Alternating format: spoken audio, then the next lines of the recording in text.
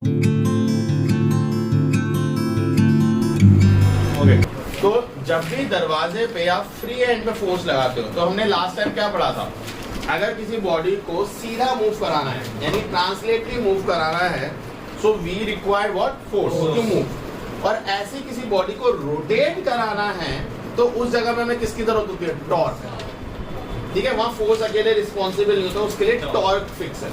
मतलब कोई भी डिजाइन अगर बन गया, दरवाजा बन गया तो उसका टॉर्क फिक्स है। अगर आप उसे एक जगह से बंद, भाई किसी घर में ऐसा है दरवाजा ऐसा फिर जाते हो अंदर, किसी घर में ऐसा तो नहीं है ना, ऑब्वियसली जगह तो फिक्स होगा। तो जब फिक्स हो गया तो उसका टॉर्क फिक्स है, कांस्टेंट है। तो अगर टॉर्क कांस्टेंट है तो इसका मतलब ये वाला हम लोगों ने क्या पढ़ा भी था, के मान लूं से, तो F को नीचे भेज दो तो D यहाँ आ जाएगा, उल्टा लिख दो K अपॉन F, यानी कांस्टेंट लिख देता हूँ इसकी जगह, है ना। इसे टॉय रहने दो, टॉर्क। और जब ये हटता है तो क्या आता है, प्रोपोर्शनल। तो जब डिस्टेंस को मैक्सिमम करते हो तो फोर्स क्या हो जाता है, minimum. They are inversely proportional. अब डिस्टेंस मैक्सिमम क्या हो सकता है, दरवाजा यहाँ है, मान लो ये कब्जा है, ये जॉइंट है, दरवाजे की लेंथ ये है, अब मैं यहाँ थोड़ी फोर्स लगा सकता हूँ हवा में। इमेजिन करो ये दरवाजा है, यहाँ से लेके ये दरवाजा है और मैं यहाँ दीवार में ऐसे लगा रहा हूँ खुलने के लिए, खुलेगा दरवाजा? मैं कहाँ तक फोर्स लगा सकता हूँ, दरवाजे के एंड पॉइंट तक, which is called free and, वहीं तो फोर्स लगा सकता हूँ। और वो क्या हो जाएगा, मैक्सिमम डिस्टेंस। अगर वो मैक्सिमम डिस्टेंस है तो आप क्या बोलोगे, फोर्स विल बी मिनिमम।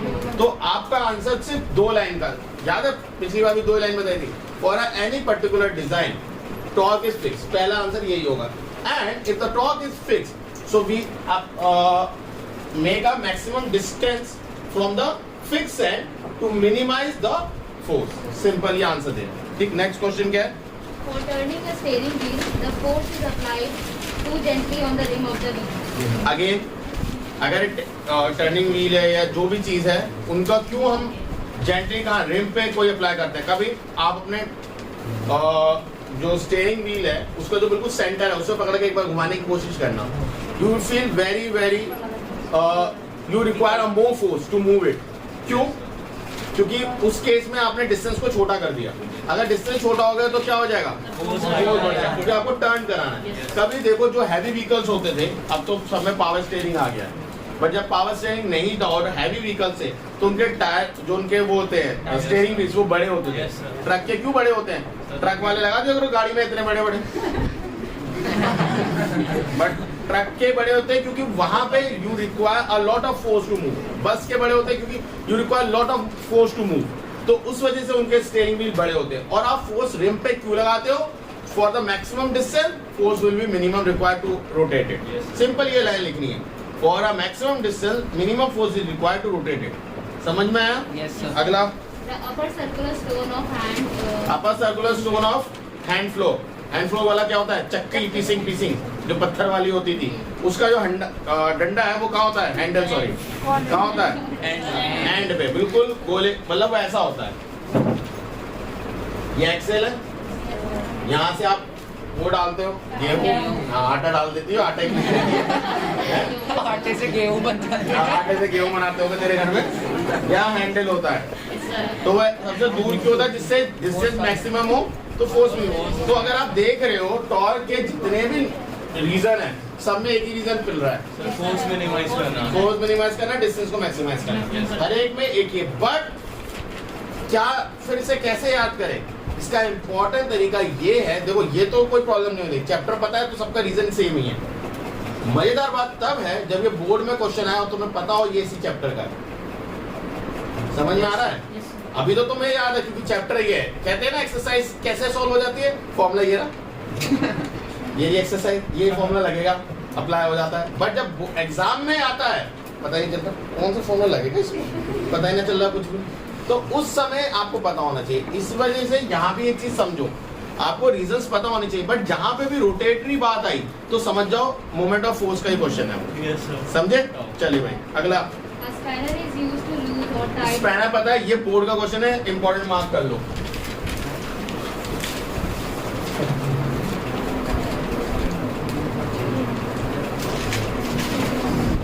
ऐसा जो होता है स्पैनर, जो बोल्ट खोलने के काम आता है, रेंच स्क्रू को खोलने का काम आता है, ये चाबी जैसा कुछ होता है, हिंदी वर्ड में यूज करेंगे। हाँ बोलो। और रेंच और ये spanner Used to use or tighten nuts has a long handle. long handle too, because if it has a long handle तो it require a minimum force to rotate it. Yes. Simple. अगर छोटा handle होगा तो क्या होगा, ज्यादा force. Simple. ठीक है, अगला न्यूमेरिकल्स में। अब देखो टॉर्क के न्यूमेरिकल दो टाइप के आपके आएंगे। आज हम एक टाइप को पढ़ के खत्म करेंगे, ठीक है। अगर टाइम बचेगा तो हम दूसरा टाइप भी आज ही करेंगे, ठीक है। तो पहला टाइप देख लो क्या होता है, बेटा पॉज कर ले। सबसे पहले हम पढ़ेंगे टाइप 1। दो टाइप के हैं इसमें। टाइप 1 में क्या होगा, इधर देखो 0 से 100 सेंटीमीटर का आपका एक मीटर स्केल दिया जाएगा। क्या बोलेंगे इसे, मीटर स्केल। क्या बोलेंगे, Meter scale. Metre scale. अब मीटर स्केल का मतलब ही क्या है, 1 मीटर। 1 मीटर। और 1 मीटर में कितने सेंटीमीटर होते हैं, कोई डाउट है किसी को? 2 मार्क आपको बनाने कंपलसरी, 0 से 100। Yes. फूटी किस्मत हुई तो कभी कभार बोल देते हैं 80 सेंटीमीटर का स्केल। तो आप घबरा मत जाओ, वो हमें तो मीटर स्केल ही सिखाया।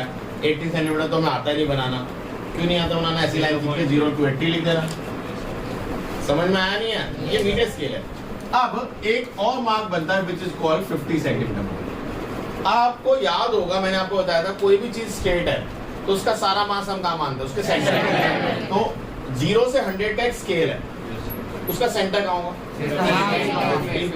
हाफ पे, 50 पे। सब एग्री करेंगे इस बात पे? तो सारा मास यही है, Yes. यानी इसका अगर वेट की बात करूं तो सारा मास यही तो है। और टाइप 1 में हम पाइवोटेड कहाँ करते हैं बॉडी को, यही सेंटर पे। कहाँ पाइवोटेड करते हैं? अब उसका वेट एक फोर्स लगा रहा है, उसका वेट फोर्स लगा रहा है, ऑब्वियसली लगा रहा है। कहाँ पे लगा रहा है, कहाँ पे, किधर की डायरेक्शन में, पाइवोटेड पॉइंट पे। ये सुनो, आपका मैंने बोला जो मीटर स्केल है उसका वेट कहाँ है, आपने बोला 50 सेंटीमीटर वेट, ठीक है। पाइवोटेड आपने कहाँ कर दिया, सेंटर पे। तो फोर्स तो लग रही है, डाउनवर्ड डायरेक्शन में फोर्स तो लग रही है, बट कहाँ लग रही है, पे ही लग रही है। तो अगर मैंने अभी इससे पहले हमने जो पढ़ा था कि अगर फोर्स पाइवोटेड पॉइंट पे ही लगे तो रोटेटिंग मोशन होता है? No sir. रोटेटिंग मोशन तो नहीं होता, क्योंकि रोटेटिंग मोशन के टॉर्क का फॉर्मूला क्या होता है, F into D। जब D ही 0 हो जाएगा तो चाहे F 2 करोड़ भी लग जाए टॉर्क तो 0 ही रहेगा। समझे या नहीं समझे? Yes, sir. ये इसका सिंपल सादा रीजन है। अब कोई आपको बोल सकता है तुम्हें टेक्निकली रॉन्ग सिखा रहे हैं, वो भी सही है बनना, क्योंकि अगर आप पाइवोटेड यहाँ कर देते हो तो आपका मीटर स्केल 2 बराबर पार्ट में डिवाइड हो जाता है। एक पार्ट लेफ्ट की साइड और एक पार्ट तो लेफ्ट का पार्ट क्या है, 0 से 50। अभी टेक्निकली सही रीजन बता रहा हूँ। पहला वाला रीजन समझ में आया, वो तो सिंपल सादा रीजन है। अब टेक्निकली रीजन भी समझना है हमें, क्यों 0 से 50 सेंटीमीटर का एक पार्ट है, इसका सेंटर कहाँ होगा, तो इसका वेट आधे स्केल का वेट 25 पे नीचे आ रहा है, ठीक है पक्का? अच्छा, अब बहुत ध्यान से समझना, टोटल का वेट कितना मानेंगे, मान लो W, कैपिटल W, आधा आधा बढ़ गया तो ये क्या हो, चलो ये 2W मान लो, ये तो हमारी मानने के ऊपर है। आधा आधा हो जाएगा तो ये वाला W और ये वाला भी W। कोई डाउट है किसी को? भाई अगर टोटल 2W है और आधा आधा बढ़ गया तो दोनों का क्या हो जाएगा, W हो जाएगा। किसी को कोई डाउट है? अब ये वेट कहाँ पे लग रहा होगा, 0 से 50 के बीच वाला कहाँ होगा, 25 पे ये वेट लग रहा है। अच्छा, ये 50 से 100 से ये 75 पे लग रहा होगा। अब जरा ध्यान से सुनने वाली बात करते हैं, टॉर्क कैसे निकालते हैं, टॉर्क कैसे निकालते हैं, F into D। तो ये फोर्स है W जो नीचे की तरफ लग रही है, वेट इज अ फोर्स, तो वेट नीचे लग रहा है, कितने डिस्टेंस पे लग रहा है, 25 से 50 कितना डिस्टेंस हुआ, 25 ही होगा। तो W into 25, अभी यूनिट को छोड़ दो, Yes, sir. इधर भी क्या है W 50 से 75, तो अभी भी डिस्टेंस 25। तो अगर मैं बोलूं इसकी वजह से टॉर्क जो जनरेट हो रहा है वो W into 25 है, इसकी वजह से कितना जनरेट हो रहा है, W into 25। ये कैसा है, एंटी क्लॉकवाइज, तो ये क्या होगा, पॉजिटिव। ये क्या है, यानी नेगेटिव कट जाएंगे। Anti clockwise positive, clockwise negative, दोनों इक्वल थे, कट गए। कितना नेट फोर्स है? कितना नेट टॉर्क है? 0। तो कहाँ घूमेगा? घूमेगा ही नहीं। समझे नहीं समझे? बिल्कुल टेक्निकल आंसर है।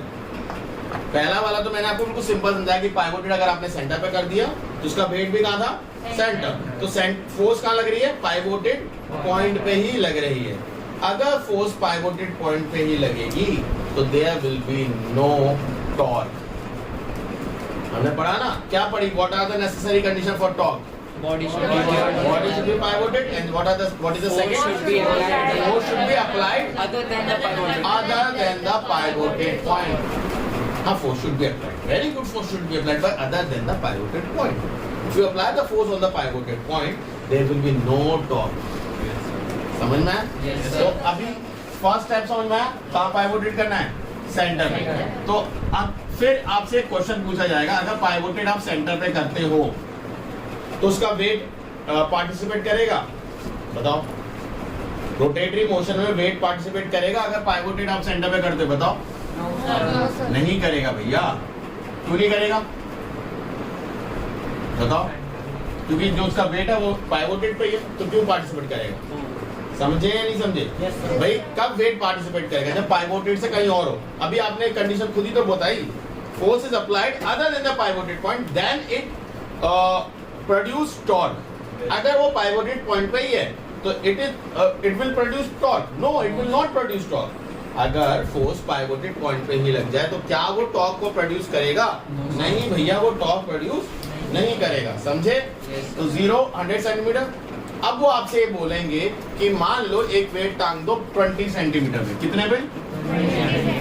और मान लो वो वेट जो आपने डाला वो डाला 10 ग्राम। ठीक है, एक वेट बोल देंगे, चलो मान लो, बताओ कहाँ डालो? तुम बताओ। 80, चलो 80 में डालो। हाँ, आगे वेट बताओ कितना डालें? 500। बैलेंस करना है। चलो 25 ग्राम। ऐसा तो डालवा कोई तो आसपास कुछ बैलेंस ऑपरेशन भी करे। 500 तोड़ना थोड़ी है। ठीक है, अब हमने एक चीज पढ़ी। क्या पढ़ी हमने? कि जब सेंटर पे पाइवोटेड होता है तो उसका वेट इंट्रोड्यूस नहीं होता। बट तुम्हें बेवकूफ बनाने के लिए वो देंगे weight of metre scale is 10 gram. अब तुम कहोगे अभी तक हमें एक चीज सीख के आए क्या? कि जो भी इंफॉर्मेशन क्वेश्चन में गिवन होती है वो कहीं ना कहीं यूज तो होती है। ये हमने सीख के आए हैं। ऐसा कभी अभी ये क्वेश्चन नहीं आया कि कोई इंफॉर्मेशन हमें मिली और हमने यूज ना करी। ठीक, बट अब थोड़ी बुद्धि का इस्तेमाल करें। ठीक है, जो अब तक नहीं करी थी। ठीक है, उसका इस्तेमाल करेंगे कि हर जो चीज फ्री में मिली हो जरूर ना हो वो काम की हो। ठीक है, वो कोई काम की नहीं है। वो क्यों है? बुद्धू बनाने के लिए। बन जाओ, आधे रेडी है ना? रुच कह रहा है मैं नहीं। ओके, सो क्या करेंगे इसमें? अब ध्यान से सुनो।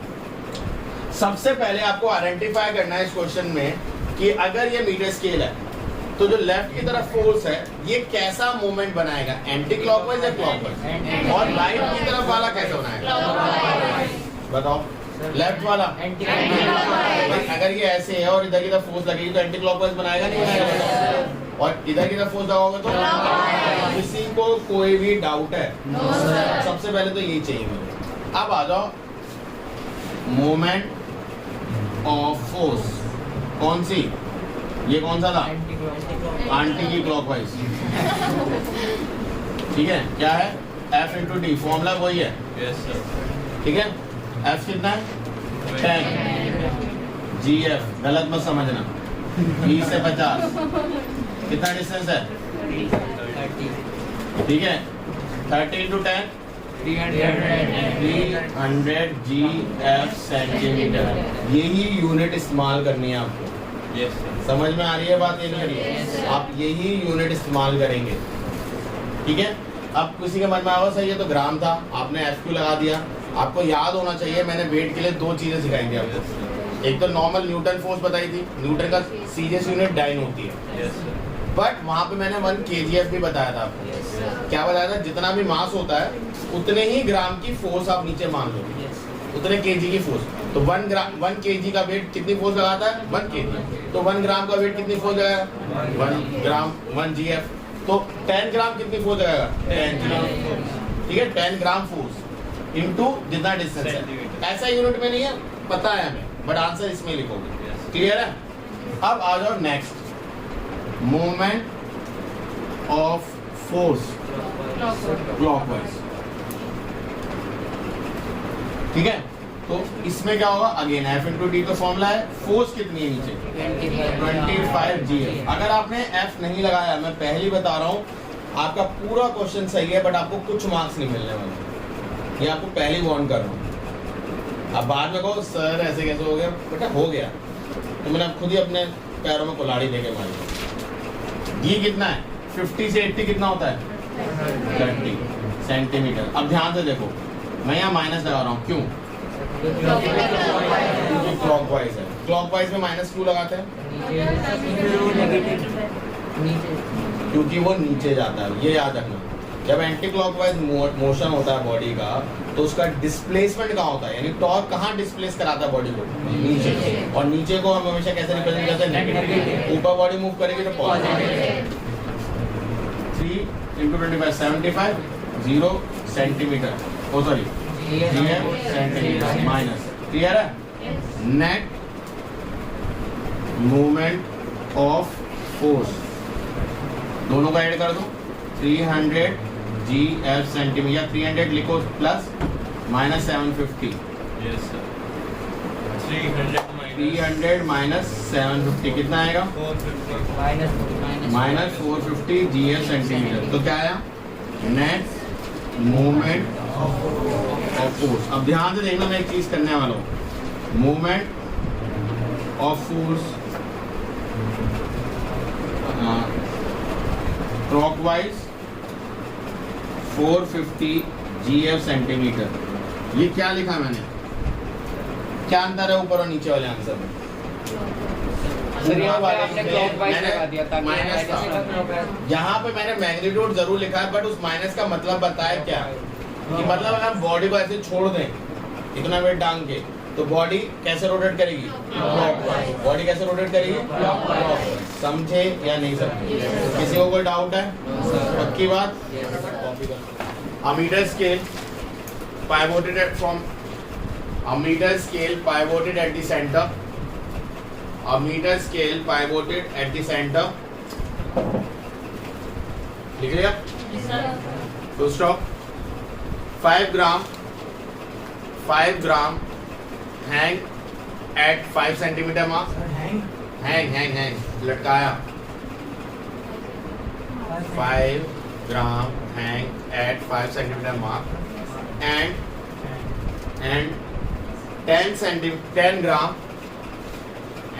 10 gram hang at 45 centimeter mark. At 45 centimeter hang। एक एंटी क्लॉकवाइज वाली साइड पे तुम दो। चुप हो जाओ, तुम लिख लो पहले। तुम पहले मन पहले उसका तिया पाचा करने लग गया। रुक जा, मैं कराऊंगा। लिख लिया? Full comma and 15 centimetre mark. Oh sorry 15 gram, sorry 15 gram at 85 centimetre mark. लिख लिया? Full stop. Find the net moment of force. Find net moment of force. Second part.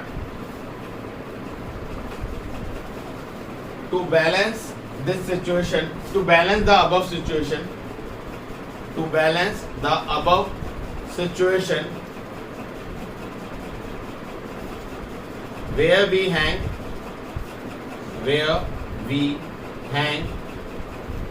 20 gram mass. Question से पढ़ लिया? Figure बनाओ। 0 और 100 centimetre mark सबसे पहले। Pivoted at the centre बोल रखा है, तो 50 सेंटीमीटर मार्क बनाना है। नहीं भी बोला था आपको ये 3 तो बनाने कंफर्म।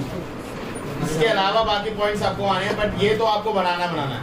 इसके बाद पाइवोटेड एट द सेंटर बोल रखा है, तो अगर weight of the metre scale given है तो उसका कोई यूज नहीं है। अगर पाइवोटेड एट द सेंटर बोल दिया तो वेट ऑफ मीटर स्केल का कोई भी यूज नहीं है आपको बनाने का, समझ रहे हो? तो कोई दे रखा है ठीक है, नहीं दे रखा कोई बात नहीं, हमारा कोई मतलब नहीं। फिर उसने क्या बोला, कौन सा कितना है मान क्या है 5 ग्राम, तो 5 सेंटीमीटर ऊपर लिखोगे और 5 ग्राम नीचे, समझे? वेट नीचे टंगता है, ना कि मीटर स्केल नीचे आ जाता है टंग मुड़ के और वेट आसमान पे लटक रहा है उसकी जगह, समझे? ऊपर मार्क 5 सेंटीमीटर ऊपर और नीचे ये। फिर 45 पे दूसरा है 10 ग्राम, ठीक है? और फिर 15 ग्राम। किसी को कोई डाउट है तो बताओ। एडमिन का चेक कर, तीनों का चेक करिए लाइन से। ओके, मूवमेंट ऑफ फोर्स कौन सा? चलो आंटी को ले लेते पहले, एंटी क्लॉकवाइज। तो एक तो ये है और एक ये दोनों वेट डालेंगे ना, तो एक बार इसका लिखोगे और इसका लिखोगे, बट अब ध्यान दो ये 2 है, तो आप यहाँ पे एक वर्ड लिखोगे सम ऑफ। क्या वर्ड लिखोगे? Sum of movement of force anticlockwise. समझ में आया? पहले एक का निकाल के और फिर दूसरे का निकाल के नेट भी कर सकते हैं। बिल्कुल, यस सर। वो भी आपकी सही है, बट उससे टाइम बढ़ेगा, मैं टाइम सेव करवा रहा हूँ। 5 अब 5 सेंटीमीटर से 50 कितनी दूर है? 45 इंटू 45 सेंटीमीटर इंटू कितना वेट है? 5। तो बताओ भैया कितना है? 5 5 या 25, 2 कैरी गया, 5 4 22, 25 ग्राम सेंटीमीटर। ये एंटी क्लॉकवाइज तो प्लस का लिखने की जरूरत नहीं है, प्लस ही है। Yes sir. फिर आ जाओ, वहाँ पे एक ही है, चाहो तो लिखना लिखो, वरना यहाँ पे लिख सकते हो movement of force clockwise. Clockwise लिखते के साथ ही माइनस लगा दो। और सर वो कितना डिस्टेंस है? सर आपने 45 का आपने एक स्टेप मिस कर दिया। कौन सा? सर 45 का तो निकाले। ओह सॉरी, हाँ बताओ ये कितना है? सर 45 सेंटीमीटर, 45 से 5 होगा और डिस्टेंस 10, तो कितना आएगा? 50 GF सेंटीमीटर। तो कितना हो जाएगा टोटल? 275 GF centimetre. क्लॉकवाइज बताओ, 80 से 85, ओ सॉरी 50 से 85, 35 सेंटीमीटर का डिस्टेंस हो गया। वेट कितना है? कितना है सर 525। 525 पक्का? Yes sir. ये जना चेक करो, ये आ रहा है? हाँ सही है, यस सर। ठीक है। किसी को डाउट तो नहीं है इसमें? और ये एंटी क्लॉकवाइज है तो माइनस लगा दो। Yes sir. मैं क्लॉकवाइज से लिखा हूँ। तो माइनस लगाते भी कैलकुलेशन में भी याद रहेगा ना फिर। Yes sir. अब नेट मूवमेंट ऑफ फोर्स क्या होता है? Sum of anticlockwise and clockwise. Yes. तो क्या होगा? 275 प्लस माइनस 525 कितना आएगा? 275 plus minus minus 5 minus 250 GF centimetre. किसी को डाउट है? तो आपका फर्स्ट पार्ट का आंसर तो ये है। Yes. इसके लिए लास्ट में एक स्टेटमेंट लिखोगे 250 gram centimetre force in anti clockwise direction, sorry clockwise direction, negative है इसलिए। यहाँ पे एक स्टेटमेंट लिखोगे net movement of force clockwise, ठीक है, किसका? 250 ग्राम सेंटीमीटर। कोई डाउट? अब इसको बैलेंस करने के लिए कौन टंग रहा है? सर एक 20 ग्राम। 20 ग्राम फोर्स टंगेगी कहीं पे। Yes sir. अब मुझे बताओ, माइनस मतलब क्लॉकवाइज, तो ये बैलेंस ऐसे है और ये कहाँ जा रहा है? क्लॉकवाइज। तो मैं वेट कहाँ डालूं? इधर की तरफ या इधर की तरफ? लेफ्ट। एंटी क्लॉकवाइज कहते हैं इसे? लेफ्ट मतलब 0 से 50 के बीच में या 50 से 100 के बीच में? 0 से 50, जब भी तो बैलेंस कर पाएगा इसे। सो पहले लिखेंगे आप 20 gram force hang at the left of fulcrum या pivoted point लिखो, pivoted point। किसी को कोई डाउट है? अब वो लेफ्ट की साइड लग रहा है pivoted point पे, किसी को कोई भी डाउट है तो बताओ। गुड, तो 20 ग्राम टंगा लेफ्ट साइड पे pivoted point से इधर, मान लेते हैं मैं वो यहाँ टंगा और ये डिस्टेंस है x। क्या है ये? डिस्टेंस। समझ रहे हो? ये डिस्टेंस है।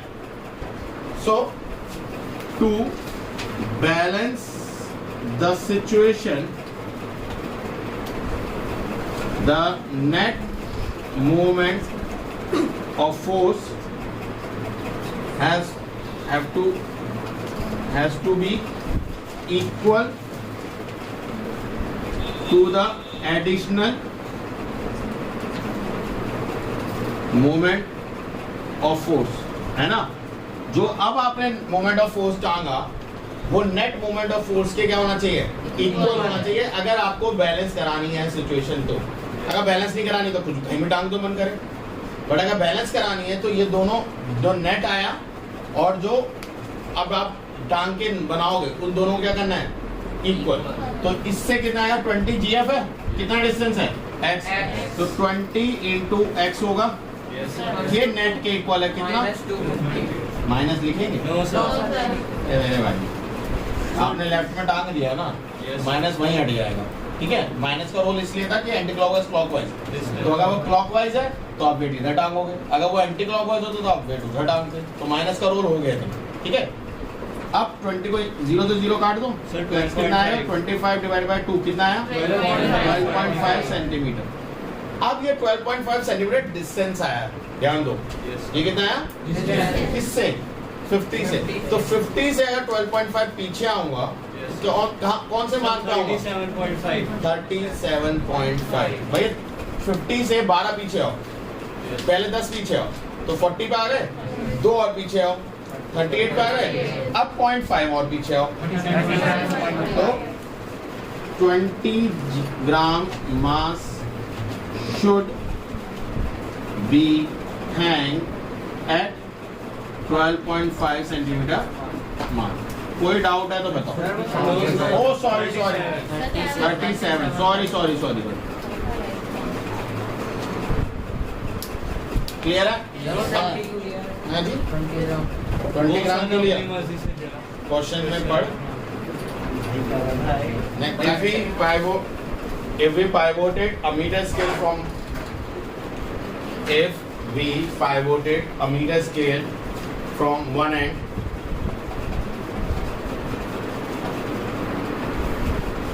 and apply a force from one end and apply a force on other hand, apply a force on other hand in downward direction,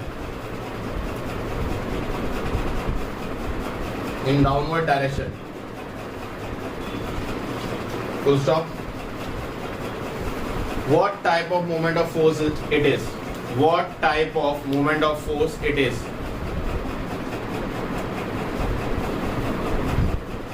What type of moment of force it is? Full stop. How we can reverse it? How we can reverse it? Question को पहले समझिए। अगर metre scale मान लेते ये है, ठीक है, और एक मीटर स्केल ये है। अगर आपने यहाँ पाइवोटेड कर दिया कोने पे और यहाँ डाउनवर्ड फोर्स लगाई तो कैसा मूवमेंट ऑफ फोर्स हो रहा है? जरूरी है यही पाइवोटेड करे, कोई यहाँ कर दे पाइवोटेड और अब यहाँ फोर्स लगाए तो अलग आंसर आ रहे हैं नहीं आ रहे? अगर आपने ये वाला करा तो उसको समझो क्या है। तो अगर आपने यहाँ पाइवोटेड करा लेफ्ट साइड और राइट साइड में फोर्स लगाया डाउनवर्ड डायरेक्शन में, तो कौन सा मूवमेंट ऑफ फोर्स है? अब आपको क्वेश्चन पूछा है how you can reverse it, तो बताओ। By applying a force in upward direction. अगर डाउनवर्ड यूज हुआ है वर्ड तो आपके लिए कीवर्ड है अपवर्ड डायरेक्शन, तभी आपको मार्क्स मिलेगा। पहला समझ में आया? दूसरा तरीका है, अगर मैं आपको बाउंड कर दूं, the direction of force will be fixed, मतलब डायरेक्ट पोजीशन फिक्स नहीं है, डायरेक्शन फिक्स है, मतलब फोर्स डाउनवर्ड ही रहेगा, बट तब भी अपवर्ड हो जाना चाहिए, मतलब एंटी क्लॉकवाइज दूसरी साइड पाइवोटेड कर देंगे। वेरी गुड, पाइवोटेड पॉइंट उल्टे कर दो। सुनो, पहला फोर्स डाउनवर्ड है, क्लॉकवाइज जा रहा है, इसे उल्टा करने के लिए फोर्स को डाउनवर्ड की जगह आपने क्या कर दिया, तो एंटी क्लॉकवाइज हो गया। एक तो ये तरीका है। दूसरा तरीका ये भी तो हो सकता है कि ये आपका मीटर स्केल था, आपने यहाँ पाइवोटेड कर दिया, फोर्स अब भी डाउनवर्ड लगा रहे हो, यस सर। ये भी तो कर सकते हो इससे। तो इस अगर आपने ये बनाया तो आपका रीजन क्या होगा, by changing the direction of force और by changing the position of pivoted point and force position. देखो वर्ड समझ रहे हो, जब मैं आपका फोर्स को चेंज कर रहा हूँ तो मैं वर्ड यूज कर रहा हूँ डायरेक्शन, और जब उनकी जगहें चेंज कर रहा हूँ तब मैं वर्ड यूज कर रहा हूँ पोजीशन। तो ये छोटी छोटी चीजें याद रखनी और समझ के रखनी है, यही कीवर्ड्स में आपको लिखनी भी है। नहीं आ रही है, लो ही सुनाओ, इधर देख ले, ठीक है। अगर आपने ये वाला डायग्राम बनाया है तो क्या आप लिखेंगे, आप एंटी क्लॉकवाइज। इसको चेंज करने के लिए सबसे पहला रीजन क्या है, फोर्स को उल्टा कर दो। दूसरा रीजन क्या है कि पाइवोटेड पॉइंट को यहाँ कर दो, फोर्स यहाँ कर दो। समझ में आया नहीं है तो रीजन लिख लोगे अपने आप, यस सर। हो जाओ।